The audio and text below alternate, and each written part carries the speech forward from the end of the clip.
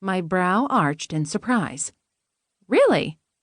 As long as it's okay with my landlord, of course, he said. I waved my hand. Of course, it's all right, Gilley. In fact, it was more than all right. Poor Gil had been a bit lonely of late, ever since my boys went back to boarding school and I had more time to spend with my current love interest, Detective Steve Shepard. I realized as I stared at my dear friend that since the boys left 2 weeks earlier, I'd hardly spent any of my free time with Gilley. Oh, sure, we saw each other at work. He was my personal assistant, and we typically shared lunch together, but we hadn't really spent any quality time together, and I suddenly found myself feeling guilty over that. Gilley, I said, trying to pump a little enthusiasm into my voice. Why don't you and I go out on the town tonight? Gilley slid his gaze toward me, his lids weighed down by skepticism. Don't you have a date with Shepard? We have nothing planned, I lied, knowing I'd have to cancel our plans for dinner the moment I was out of earshot. Come on, Gil. It's supposed to be a beautiful night, and we can go out to eat, do a little shopping, and oh, I've got it. We could take in that hot new show at John Drew Street Theater. I'd wanted to catch the show everyone in town was talking about ever since I learned it was opening in late August. The show was a take on a famous classic, but with a clever twist. You and I have both said we'd love to see 12 Angry Men. Why not go tonight? Gilley frowned. You're kidding, right? Tickets are impossible to get, Kat. It's totally sold out for the next 3 months. Clearly, Gilley had been doing a little research into this very subject, which made my smile all the wider. I can get us tickets, I said. You know a scalper? Better. I know Yelena Galanis' best friend. Yelena Galanis was the star of the one-woman show, aptly titled 12 Angry Men, in which she told the story of the 12 rich and powerful East Hamptonites she'd used and abused over the years.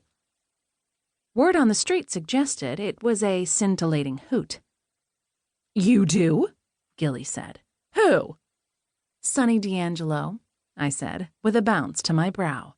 She and Yelena go way back.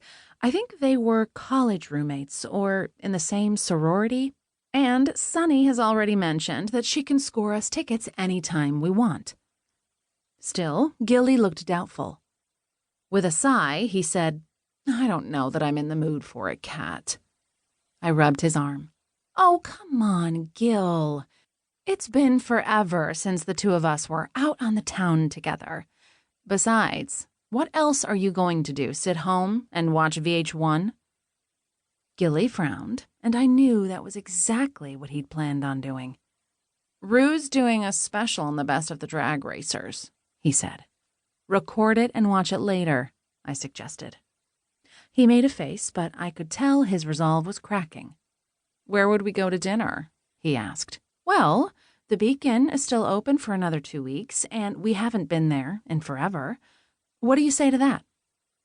I do love to be seen at the Beacon, Gilley said of the Yacht Club Bistro. I grinned. I knew I had him. What'll we wear? Gilley couldn't resist planning his outfits ahead of time. You should wear that red off-the-shoulder number, he said, referring to the new Versace deep red dress with flared sleeves and skirt that I'd purchased only a week earlier. I'd been saving it for a special occasion out with Shepard, but I could certainly wear it out tonight for Gilley. Done, I said.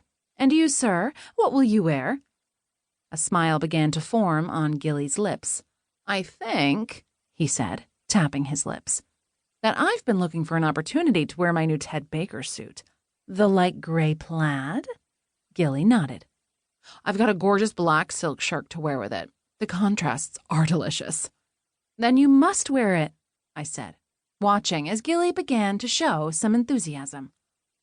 Okay, he said, after taking another moment to think on it. It's a date, Kat. Excellent, I said, moving in to hug him around the shoulders. I have a few errands to run before my client today at 1, but I can call Sonny from the car and see if she can't scrounge up a pair.